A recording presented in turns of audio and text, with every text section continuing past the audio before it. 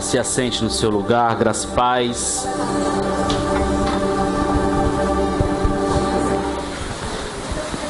Fale para a pessoa que está do seu lado, você está no lugar certo.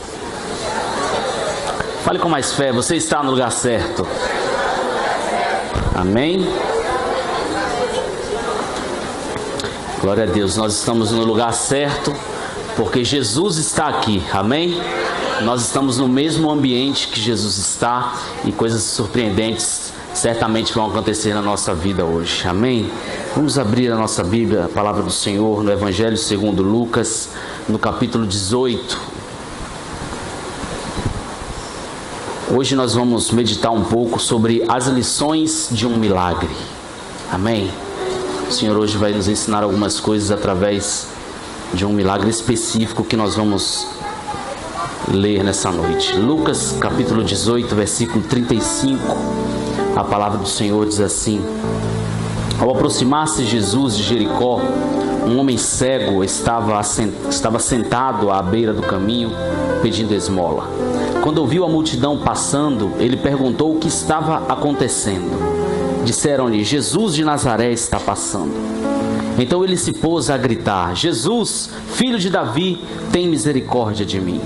Os que iam adiante o repreendiam para que ficasse quieto, mas ele gritava ainda mais: Filho de Davi, tem misericórdia de mim.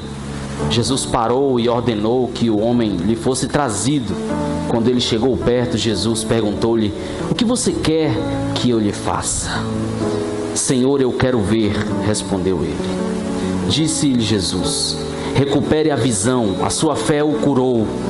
Imediatamente ele recuperou a visão e seguia a Jesus, glorificando a Deus. Quando todo o povo viu isso, deu louvores a Deus.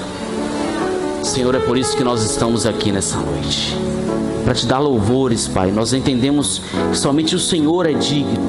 Ninguém nesse auditório, Pai, é digno de honras, glórias, de louvor, de exaltação, senão o Senhor. Então nós te pedimos que através da ministração dessa palavra, Senhor, que o Senhor seja mais uma vez glorificado. Senhor, nós te agradecemos por essa palavra que está à nossa frente, à nossa mesa. Que nós possamos degustá-la, Senhor, que nós possamos sair daqui mais fortalecidos na nossa fé e na nossa convicção em Ti. Te agradecemos por tudo e te pedimos, fala conosco nessa noite, em nome de Jesus. Amém. Essa é uma passagem bastante conhecida, todos nós conhecemos essa história, né, do cego que mais dois evangelistas contaram, e Marcos o chama de Bartimeu no seu evangelho. Jericó era a última cidade de aprovisionamento para os peregrinos que se dirigiam a Jerusalém.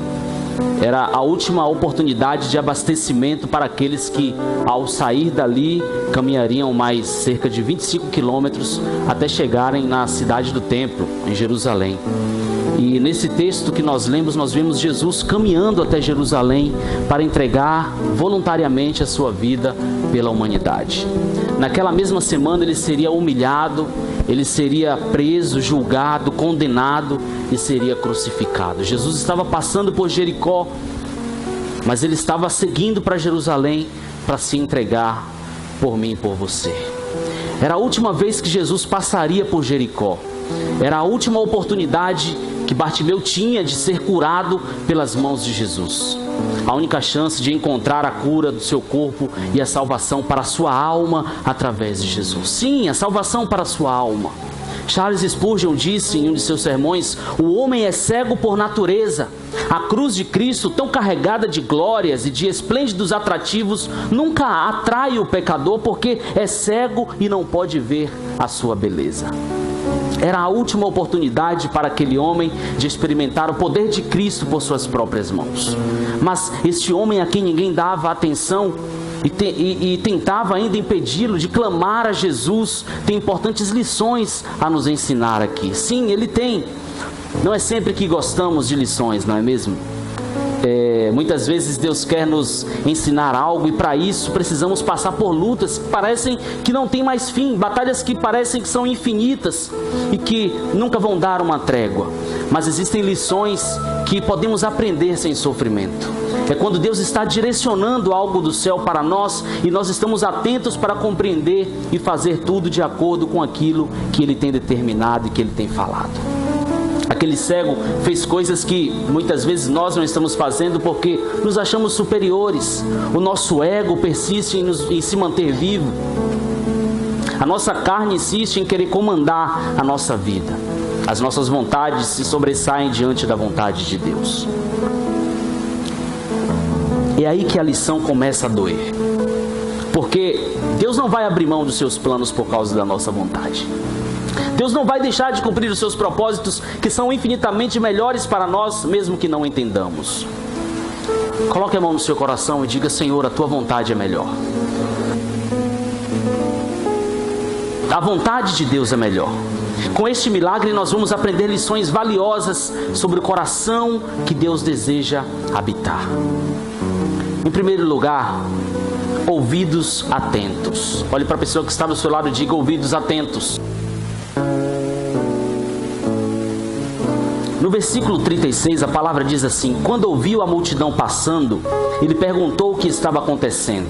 Disseram-lhe: Jesus de Nazaré está passando. Uau! Aqui está o segredo de todo este milagre. Uma última oportunidade, eu não posso perdê-la.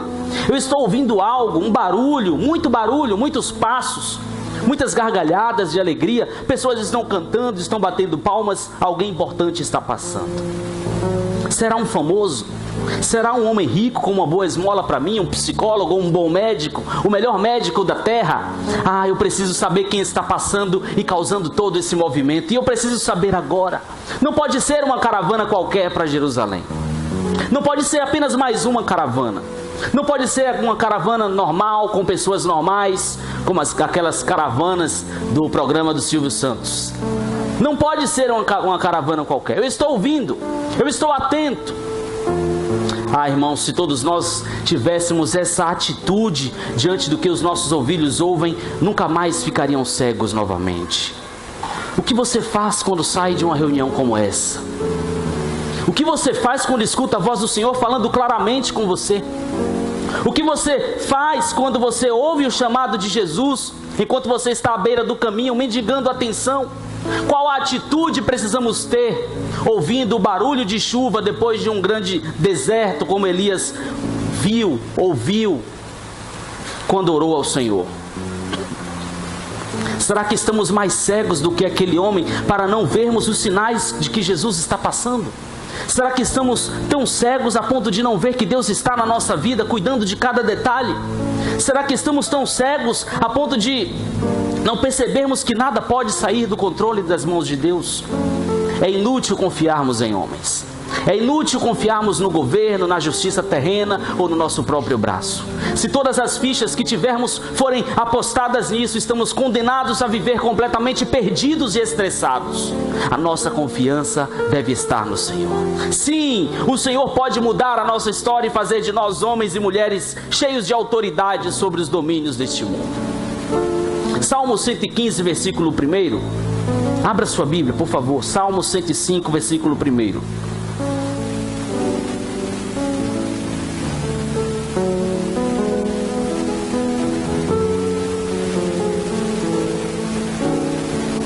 Diz assim: não a nós, Senhor, nenhuma glória para nós, mas sim ao teu nome, por teu amor e por tua fidelidade. Por que perguntam as nações onde está o Deus deles? O nosso Deus está nos céus e pode fazer tudo o que lhe agrada. Os ídolos deles, de prata e ouro, são feitos por mãos humanas.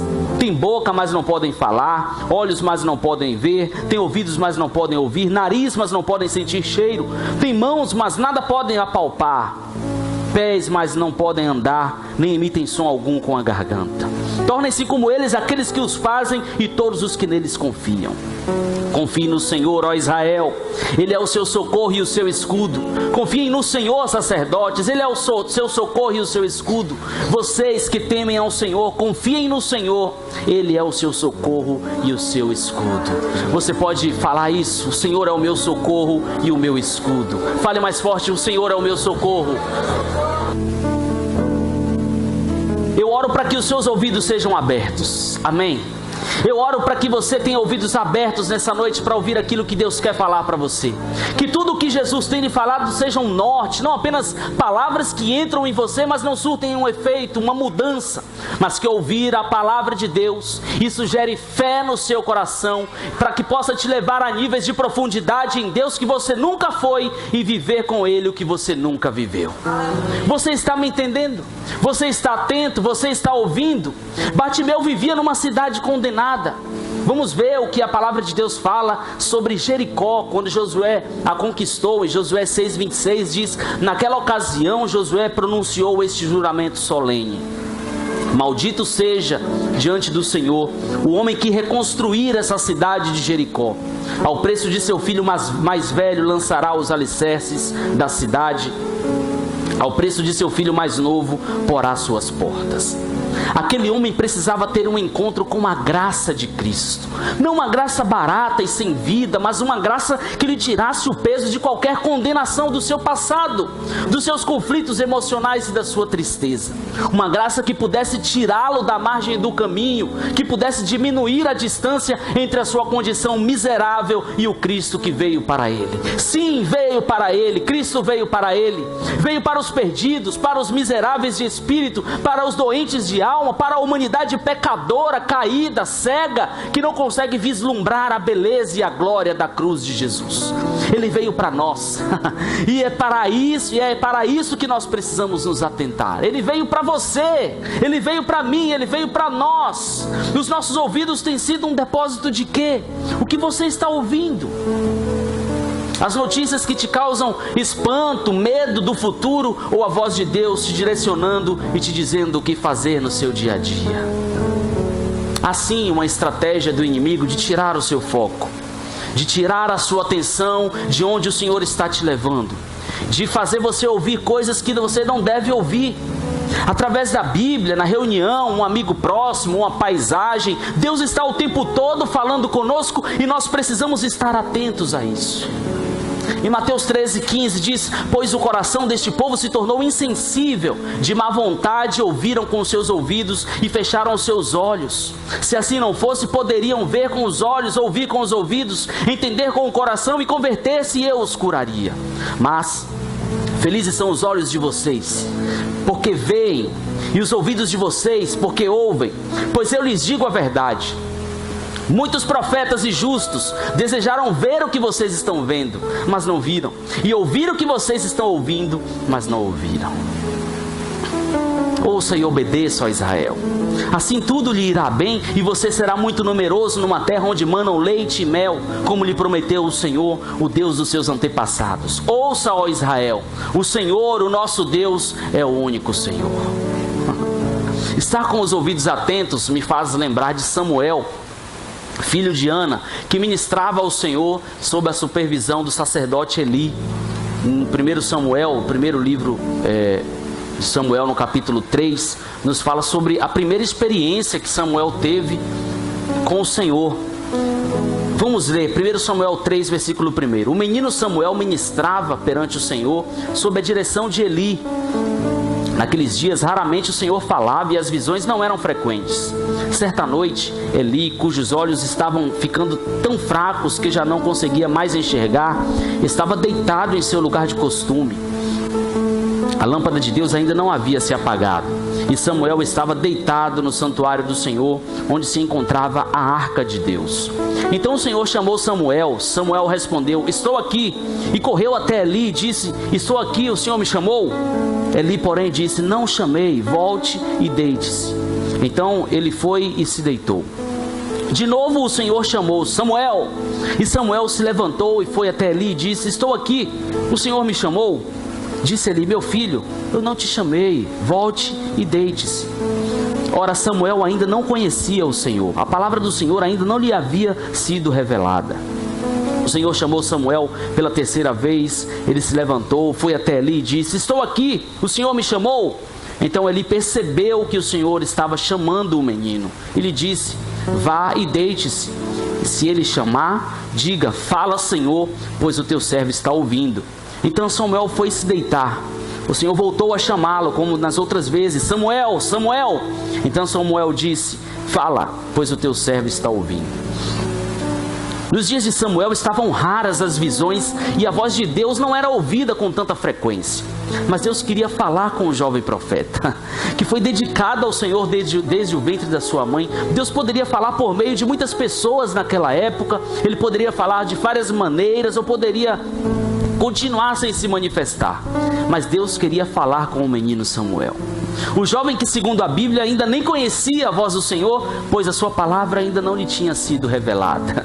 Por 3 vezes Deus chamou Samuel e ele pensou que Eli o tivesse chamado. Ele foi até Eli nessas 3 vezes, então Eli entendeu que era Deus quem o estava chamando. Observe, você não precisa ter bastante tempo de crente, de igreja, para ouvir a voz de Deus. Não é critério para viver uma experiência com o Senhor o quanto você faz para Ele. Você precisa apenas estar atento. E se Samuel não acreditasse por causa das circunstâncias, por ser muito jovem, por Deus não falar através de alguém mais experiente, mais velho, mas ele estava atento. Ele ainda não entendia, não conhecia nada ainda, mas ele estava atento. Eu quero encorajar você a se atentar para as coisas que Deus está querendo lhe mostrar. Às vezes nós ficamos conflitando com a palavra de Deus porque a nossa vontade não é a mesma que a vontade de Deus. Nós criamos artifícios, justificativas para tentar fazer a nossa vontade aceitável por Deus, mas nos esquecemos que entre nós e Ele é o soberano. Nada escapa do controle de suas mãos, então se renda. Submeta a sua vontade à vontade do nosso Pai e viva uma vida que glorifica a Ele. Amém? Coloca a mão no seu coração. Senhor, que os nossos ouvidos estejam atentos todos os dias, em todos os momentos, Pai,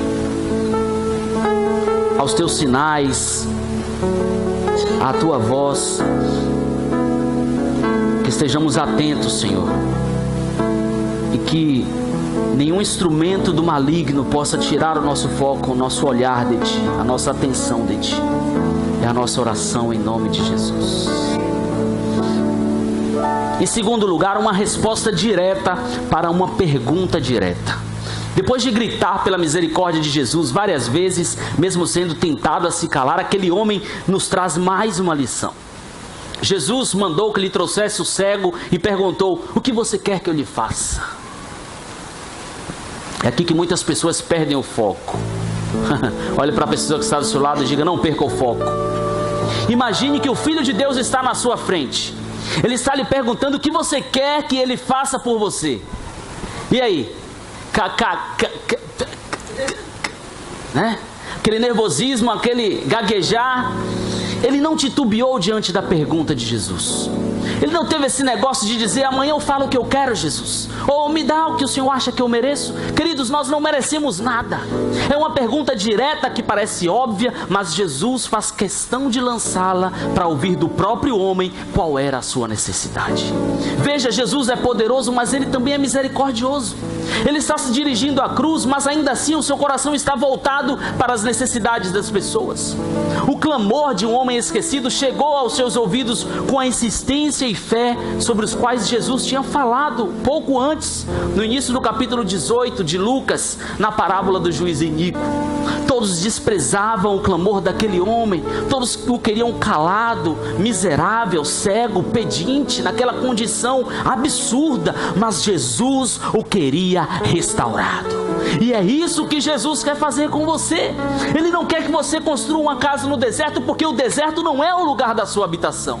Ele quer que você passe por este deserto mais fortalecido e com a certeza de que nada pode te vencer se você estiver conectado com o seu Pai. Uma pergunta de Jesus era tudo que aquele homem queria, era tudo que ele esperava. E isso aconteceu. Ao ser perguntado, ele responde rapidamente: Senhor, eu quero ver. Ele não pediu justiça, ele não reivindicou direitos, ele não culpou os mestres da lei, ele não culpou o governo, não, ele humildemente pediu que pudesse ver. Pode ser que os seus recursos tenham acabado, querido. Pode ser que você tenha chegado aqui triste, com o seu coração despedaçado. Pode ser que haja uma multidão tentando impedi-lo de chegar até a presença de Cristo e que você culpe essa multidão por isso. Ou que você precise de tanta coisa que você não sabe nem por onde começar o seu pedido. O fato é que você precisa pedir a coisa certa. Foi uma resposta direta para uma pergunta direta. Então eu pergunto para você: qual milagre você precisa hoje? Parecem muito óbvias as suas necessidades, mas quando você está diante de Jesus, você tem conseguido deixar claro o que você precisa? Filipenses 4:6: não andem ansiosos por coisa alguma, mas em tudo, pela oração e súplicas e com ação de graças, apresentem seus pedidos a Deus. Uma resposta direta para uma pergunta direta. Em terceiro lugar, uma rápida resposta para um rápido pedido. A resposta de Jesus foi imediata. O mestre deu para aquele homem aquilo que exatamente ele queria receber. Em algumas versões a Bíblia diz: a tua fé te salvou. Jesus deu mais do que visão àquele homem. Será que você pode compreender isso? Ele deu a vida que o cego nunca tinha experimentado. Não uma vida cheia de privilégios, de prazeres carnais e direitos, mas uma vida eterna, livre de enfermidade que o prendia e impedia de festejar e se alegrar naquele momento. Ele recebeu luz não apenas nos seus olhos, mas também na sua alma. Uma doença pior que a cegueira física foi diagnosticada por Jesus, a doença do pecado pela qual todo homem sem Deus está escravizado. Mas Jesus o salvou e o curou naquele momento. Jesus o respondeu curando, sem entrevistas, sem estardalhaço, sem queima de fogos, na simplicidade. Jesus o curou e o salvou. Aquele homem teve os seus olhos abertos. Ele saiu da situação de cegueira completa para uma visão completamente restaurada. Ele saiu da condição de mendigo para se tornar um seguidor de Jesus Cristo. Eu quero declarar que Deus está abrindo seus olhos essa noite. Eu quero declarar que onde você se enxergava como vítima, como o pior, como o menos favorecido, Deus vai fazer você se enxergar como Ele te enxerga. Que os seus olhos sejam abertos para ver a mão do Senhor na sua direção, se movendo a seu favor. Que as suas cicatrizes e o seu passado não o impeçam de acreditar que Deus pode sim responder a sua oração em nome de Jesus. Seja qual for a sua situação, seja qual for o seu dilema e o seu pedido, Deus pode. Mesmo que você não possa, mesmo que os seus amigos não possam, mesmo que a sua família não possa, mesmo que os médicos não possam, Deus pode fazer acontecer na sua vida em nome de Jesus. Glória a Deus. Mas eu quero fazer uma observação rápida sobre essa resposta. O que é rápido para você? Seria muito confortável até mesmo para mim falar para você que as suas orações serão respondidas instantaneamente, como o miojo que você faz em casa. Seria muito confortável para mim dizer: olha, ora, 3 minutos está pronto. Ouça, nós não estamos no fast food de Deus. Nós não estamos lidando com o gênio da lâmpada, não estamos lidando com o nosso gênio da lâmpada. O que é rápido para você? 1 hora? 10 minutos? 20 segundos? O seu problema é muito difícil. 1 semana? Rápido para mim é o tempo de Deus. Tomei algumas pancadas, mas aprendi. Rápido é o tempo de Deus. Ele nunca chega atrasado. Ele é o plano melhor. Ele sabe como e quando fazer e eu não posso interferir nisso. O tempo de Deus é perfeito. Repita isso: o tempo de Deus é perfeito. Ninguém conseguirá explicar os seus planos. Ninguém pode controlar o que Ele fará hoje, ou amanhã, ou depois de amanhã. A nossa parte termina quando pedimos e é aí que começa a parte dele. A única coisa que eu posso garantir é que nenhum justo ficará sem resposta. Nenhum justo. Se a palavra de Deus, se essa palavra é a verdade na qual nós confiamos plenamente, nós não ficaremos sem respostas. Seja para o sim, seja para o não, seja depois, Deus vai nos responder e não deixará de ser Deus, mesmo se a sua resposta não nos agradar. Feche seus olhos mais uma vez. Ensina-nos, Senhor, a esperar que a Tua vontade se cumpra. Ensina-nos que o nosso relógio não tem nada a ver contigo, que o tempo não pode te limitar, que as pressões humanas não podem fazer qualquer coisa para adiantar o nosso pedido. Não estamos no fast food celestial. Estamos diante de Ti, um Pai de amor, que quer que todas as bênçãos prometidas nos alcancem, mas sem prejudicar o nosso relacionamento contigo. Ensina-nos essa lição, Senhor. Aceitamos o Teu tempo, Abba, para todas as áreas da nossa vida. Aceitamos o Teu tempo. Diga comigo: aceitamos o Teu tempo, Pai. E finalmente, em quarto lugar, nós vemos aqui um coração grato. Gratidão. John Charles Hardy diz: é pela misericórdia divina que não estamos no inferno. É pela misericórdia que temos a esperança do céu. É pela misericórdia que temos acesso à luz de Deus. É pela misericórdia que fomos chamados pelo Espírito e não abandonados para colher o fruto dos nossos próprios caminhos. É pela misericórdia que ainda vivemos e temos oportunidades de glorificar a Deus, tanto passiva quanto ativamente. Com certeza, esse tipo de pensamento deve encher a nossa mente sempre que falamos com Deus. Nunca deveríamos abrir os nossos lábios em oração sem glorificar a Deus pela graça que nos dá a vida e pela misericórdia e bondade do Senhor que duram para sempre. Aquele homem era tão grato a Jesus que decidiu segui-lo. Para onde? Para quem? Até quando? Não importava. Ele seguiu Jesus. O ex-cego não queria apenas a bênção, ele queria o abençoador e, sobretudo, o abençoador. Bartimeu estava seguindo Jesus no caminho que o levaria à cruz, para Jerusalém, onde seria sentenciado, condenado, crucificado. E muitas vezes estamos tão mecanicamente fazendo as nossas orações que sequer temos um tempo para agradecer a Deus por pelo menos estarmos vivos para fazer-lhe algum pedido. Em outros momentos estamos tão cansados ou atarefados que não temos tempo nem para isso. Mas Bartimeu sabia onde ele estava minutos atrás. Você sabe de onde Deus te tirou? Ele sabia o que tinha acontecido. Ele sabia que quem tinha realizado o milagre que ele tanto esperava viver.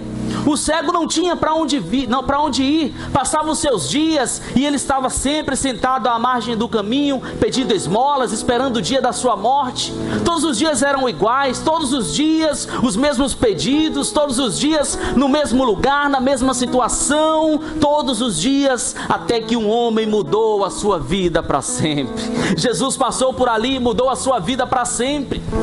Que sentido faria Bartimeu continuar naquele lugar de escravidão espiritual se Jesus já o havia libertado?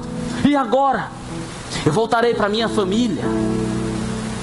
Não, quem sabe eu vou procurar um emprego já que eu estou com a visão curada? Não! Jesus me deu o que ninguém poderia me dar e fez por mim o que ninguém poderia fazer, então eu preciso segui-lo. Irmãos, não se trata de uma obrigação. Estamos perdendo nosso tempo e as maravilhosas séries do Netflix se nós estivermos aqui porque nos sentimos obrigados. Se levantamos as nossas mãos na hora do louvor simplesmente porque o pastor, o ministro de louvor sugeriu que levantássemos, fazíamos isso quando éramos meninos, crianças espirituais, sem entendimento. Agora nós somos maduros, homens caminhando para sermos cada vez mais parecidos com Cristo. Vimos essa reunião, nos reunimos no link, estudamos a Bíblia, lutamos contra o pecado, adoramos desprendidos de tudo, porque amamos o fato de que quanto mais eu me ligo a essas estruturas, mais parecido com Cristo eu me torno. Gratidão, fale essa palavra, gratidão. Fale mais uma vez, gratidão. John Piper, em seu livro Uma Paixão Consumidora por Jesus, diz o seguinte, preste atenção, uma dica para quando você chegar no céu. Quando você chegar ao céu e o Pai olhar para você e dizer: por que você está aqui? Por que você dedicou a sua vida para mim? É melhor você não responder que era o seu dever porque é cristão. Ao invés disso, responda: para onde mais eu iria, Senhor? Para onde mais eu poderia me voltar? Tu és o desejo da minha alma. Esta é a resposta certa. Seguimos e servimos o nosso Deus porque desejamos mais que tudo estar com Ele, desejamos ser mais parecidos com o seu Filho Jesus, mais que as bênçãos, mais que qualquer outra coisa, a nossa motivação está correta. Nós seguimos para o alvo crendo que um dia veremos a beleza do nosso Senhor face a face. Para onde iremos se somente Ele tem palavras de vida eterna? Diante dessa mensagem, há uma decisão a se tomar que pode mudar completamente a nossa vida. Jesus está no mesmo ambiente que você. Ele está olhando para você. Ele está perguntando para você: o que você quer que eu faça? E agora? Você vai clamar pelo nome poderoso de Jesus? Você vai responder a Ele qual é o seu pedido? Ou você vai perder essa oportunidade? Se coloque de pé na presença do Senhor.